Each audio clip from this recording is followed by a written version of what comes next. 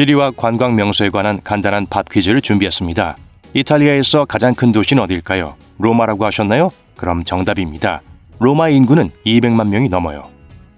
현재 베네치아의 인구는 몇 명이라고 생각하시나요? 외우기 까다로운 질문입니다. 하지만 정답을 말하자면 2022년에는 약 25만 8천 명이 조금 넘었습니다. 이제 약 80%의 사람들이 살고 있는 베네치아가 운하가 있는 관광적이고 역사적인 도시가 아니라고 한다면 어떨까요? 오히려 도시 반대편에 있다면요? 베네치아를 여행한 적이 있는 지인이 운하 속 곤돌라 사진이 담긴 엽서를 보내온 적이 있을지도 모르겠네요. 베네치아가 이런 모습일 거라고는 상상도 못하셨을 거예요. 그저 평범한 이탈리아의 오래된 도시일 뿐이죠. 관광객으로서 우리는 베니스가 무엇인지에 대한 강한 오해를 가지고 있습니다. 우리는 영화에서 보는 것이 진짜 베네치아라고 생각하죠. 여러분의 환상을 깨뜨리고 싶진 않지만 베니스에는 곧게 뻗은 운하와 오래된 다리 말고도 다양한 볼거리가 있습니다. 여기 진짜 베니스의 경계가 있습니다. 아마도 여러분이 받은 엽서에는 센트로 스토리코 또는 역사 센터라고 불리는 이 도시의 일부만 그려져 있을 거예요. 하지만 이 도시에는 오늘날 대부분의 베네치아인이 살고 있는 테라 페르마라고 불리는 본토도 포함되어 있어요. 흥미로운 점은 역사 중심에 사는 사람들의 수가 수년에 걸쳐 어떻게 감소했는지 살펴보는 것입니다. 그 이후부터 해가 갈수록 그 수가 더 줄어들기 시작했어요. 오늘날에는 5만 명만이 이곳에 거주하고 있습니다. 이를 이해하기 위해 잠시 시간을 거슬러 올라가 봅시다. 베네치아가 이탈리아의 중요한 도시가 되기 전에는 어부들의 마을에 불과했습니다. 사람들이 기회를 잡고 베네치아 섬에 습지대의 도시를 건설하기로 결정한 것은 5세기 무렵이었어요.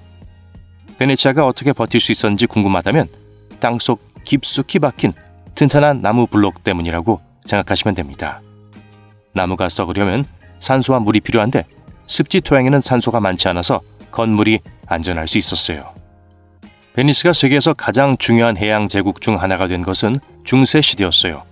유명한 상인이자 탐험가인 마르코 폴로가 태어난 곳이라는 것을 기억하실 겁니다.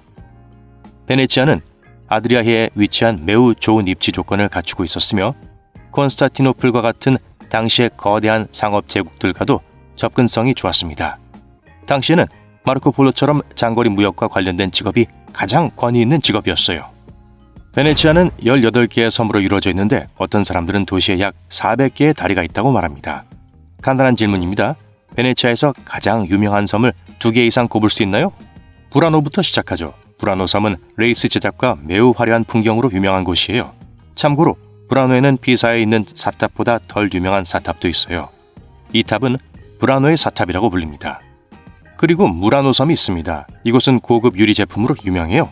거대한 꽃병부터 물잔, 보석 등 모든 것을 찾을 수 있어요. 매우 정교하지만 가격도 매우 비쌉니다. 하지만 시간이 모든 것을 바꾼다는 말이 있죠. 20세기에 들어서면서 베네치아는 더 이상 무역의 중심지가 아니게 됐어요. 경제력이 심하게 떨어지자 베네치아는 다른 것, 즉 역사적 가치에 투자하기로 결정했습니다. 그리고 그들이 찾은 가장 좋은 방법은 보존이었습니다. 역사를 좋아하는 여행자치고 유네스코 문화유산을 방문할 수 있는 기회라면 누구나 반가워하지 않을까요? 처음에는 이것은 도시에 오히려 좋은 일이었습니다. 하지만 문제는 베네치아의 관광객이 급증하면서 도시의 오래된 역학관계가 관광객 증가에 발맞춰 변화하기 시작했다는 점이에요. 사실 오늘날에는 많은 관광객이 고전적인 무라노 안경과 같은 값비싼 공산품에 돈을 투자하기보다는 작고 값싼 기념품을 구입합니다. 수백 년 전에 문을 연 전통적인 베네치아의 상점들은 관광객들을 대상으로 하는 새로운 상점들과 경쟁할 수 있는 경제력을 갖추지 못했어요. 그리고 그 다음에 일어난 일은 우리가 흔히 말하는 토끼굴에 빠진 상황이었죠. 관광객이 더 많은 관광객을 끌어모았거든요. 그리고 베니스는 통제력을 잃었습니다. 베니스의 지속 가능한 최대 관광객 수는 하루에 약 22,500명입니다. 하지만 21세기의 베니스는 특정 기간에 하루 최대 8만 명의 관광객이 방문했어요. 현재 베네치아의 역사적 중심지에 거주하는 인구가 5만 명에 불과하다는 점을 고려하면 관광객이 현지인보다 2대1 정도 많다는 것을 알 수 있습니다. 이 때문에 베네치아는 현지인들 사이에서 가장 최근의 별명 중 하나인 단기 체류 도시라는 별명을 얻게 됐어요. 뉴욕이나 파리와 같은 관광 도시에 살고 있다면 관광객이 많이 몰리는 것은 피할 수 있을 거예요. 하지만 베네치아는 여러 개의 작은 섬으로 이루어져 있기 때문에 그렇게 하기가 어렵습니다. 원하든 원하지 않든 도시는 항상 사람들로 가득 차 있어요. 현지인들은 레스토랑에서 자리를 잡거나 산마르코 광장과 같은 중요한 광장을 건너는데 몇 시간이 걸린다고 불평하기 시작했습니다. 베네치아에서는 일반 차량 대신 곤돌라로 인한 교통체증을 경험할 수 있다는 것은 말할 것도 없죠. 하지만 이 정도는 최악이 아니에요. 연간 관광객 수가 기하급수적으로 증가하기 시작하면서 이들을 수용하기 위한 인프라도 함께 늘어났습니다. 집주인들이 현지인보다 관광객을 통해 더 많은 돈을 벌 수 있다는 사실을 깨닫게 되자 전반적인 물가가 치솟기 시작했어요. 그래서 1950년대부터 베네치아의 역사적 중심지에 계속 거주할 수 있는 베네치아인이 줄어들기 시작했습니다. 집주인들은 집값을 2배 이상 올리기로 결정했어요.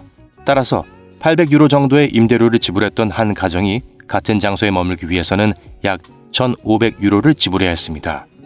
역사 중심지 곳곳에서 비슷한 사례가 너무 많이 발생했기 때문에 사회 서비스 기관은 아무것도 할 수 없었어요.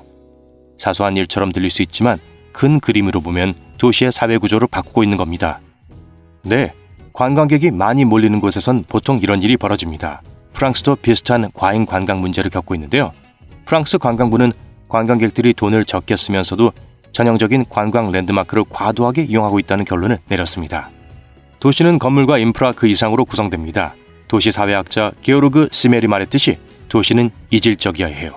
그리고 임대료가 너무 많이 오르면서 도시에서 가장 먼저 쫓겨난 사람들은 젊은 세대였습니다. 그 후엔 부유한 노인들만 도심에 남을 수 있게 됐어요. 베네치아의 역사 중심지에서는 상황이 너무 심각해져 유네스코가 베네치아를 심각한 훼손 위험에 처한 유산 목록에 올리겠다고 위협할 정도였어요. 힘든 상황이죠. 베네치아는 여전히 관광업의 영향을 완화할 수 있는 방법을 찾기 위해 노력하고 있습니다. 가장 먼저 한 일은 대형 유람선이 도시의 역사 지역에 정박하는 것을 금지하는 거였어요. 그리고 시에서 관광 요금도 만들었어요. 일반적으로 역사센터에서 잠을 자는 사람은 이미 요금을 지불합니다.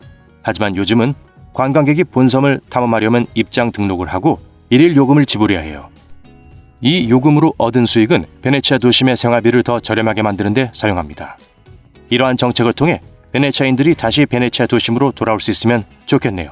차오!